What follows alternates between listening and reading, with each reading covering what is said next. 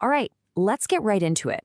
We're going to pull back the curtain on what our source material calls one of the biggest, longest-running economic distortions in modern history. It's all about the relationship between gold and silver. You see, for a century and a half, the entire financial world has been built on one specific assumption about these two metals. But what if that assumption was fundamentally wrong? And what if, right now, we're watching it all come apart? Just look at these numbers.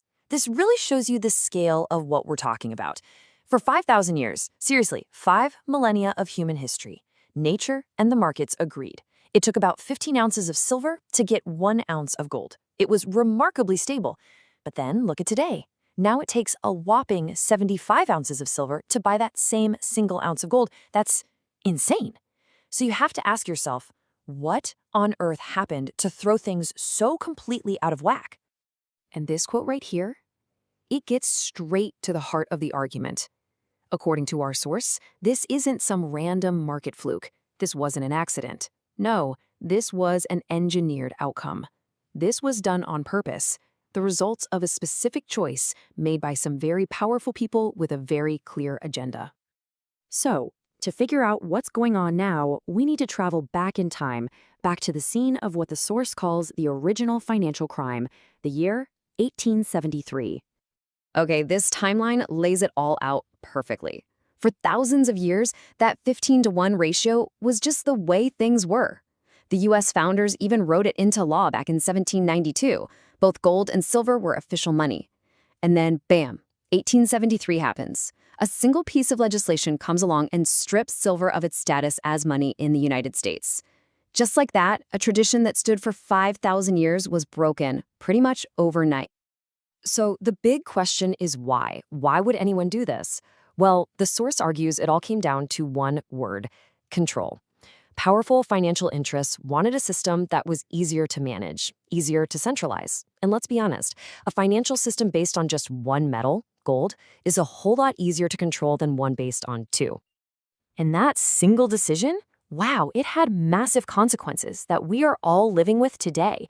By pushing silver to the side, it set the stage for the global financial system we have now, where our money isn't really backed by anything physical. This is the fiat system. It's what allows governments to create money out of thin air, and it's led directly to the mountain of global debt we see all around us. So that crime of 1873, it wasn't just about silver. It was about changing the very definition of money itself. Okay, so that's the backstory, a 150-year-old system built on one specific decision. But the core argument here is that this entire structure is starting to crack under incredible pressure. So let's fast forward to the present day and look at the hard numbers from 2025 that the source says is proof that this long game is finally over. Whoa! Okay, this chart tells you everything you need to know. Gold is on an absolute tear, up an incredible 60%. That is a historic bull market for gold, no question. But then you look over at silver, up almost 94%? I mean, it's not even a competition. The so-called poor man's gold is just blowing the king of metals out of the water. This isn't just a simple rally. The source argues we're watching a deep structural repricing happen in real time. So what's going on here? Well, there's a powerful idea in finance called reversion to the mean. Think of it like a rubber band. For 150 years, that gold-to-silver ratio has been stretched and stretched and stretched way past its natural breaking point. And what happens when you finally let go of a stretched rubber band? It doesn't just go limp, it snaps back with incredible force. That, according to our source, is exactly what we're seeing with silver right now.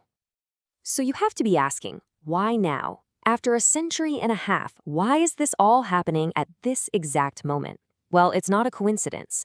The source pinpoints 3 massive tectonic forces that are all converging at the exact same time to permanently change the game for silver.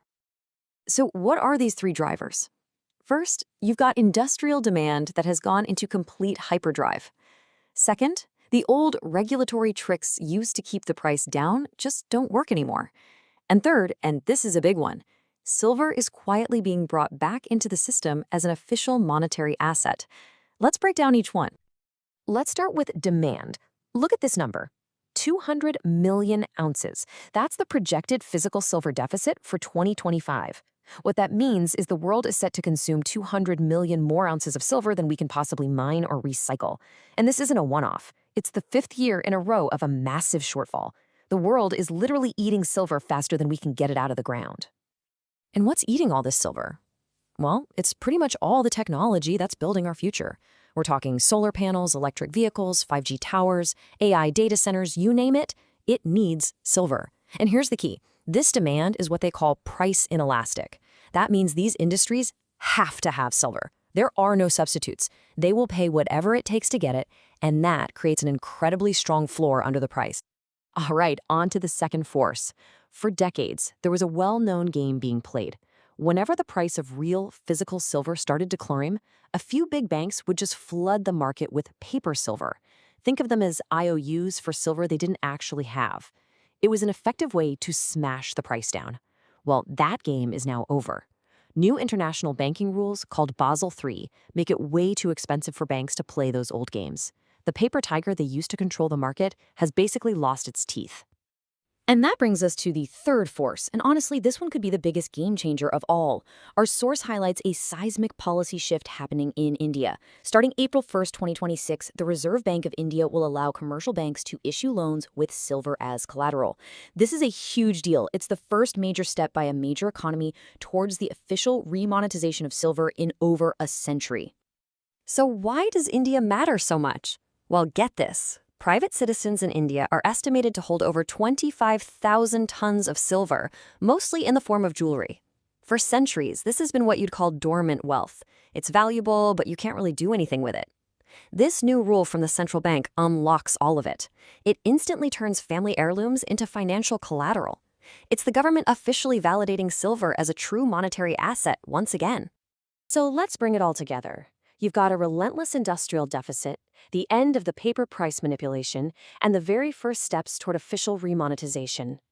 When you put all that on the table, the source asks the final critical question. If this 150-year distortion is truly ending, what is silver's real value? The source lays out two potential scenarios here, based on gold's current price. The first one is pretty conservative. It just imagines a reversion to the 20th century industrial average ratio of 40-1. Even in that case, you're looking at a silver price of $105 an ounce. But the second scenario imagines a full reversion, all the way back to the 5,000-year historical monetary ratio of 15-1. That would imply a silver price of $280 an ounce. Now, for years, a number like that sounded impossible, but the source says the fundamental drivers are now finally in place to make it a very serious discussion. So, the crucial point the source leaves us with is this: that 75-1 gold-to-silver ratio we see today is a historical aberration. It's a fading echo of a financial system that's past its breaking point. And with all the powerful forces now in play, the question is no longer if this ratio will snap back towards its historical average, but rather how quickly will the catch-up be.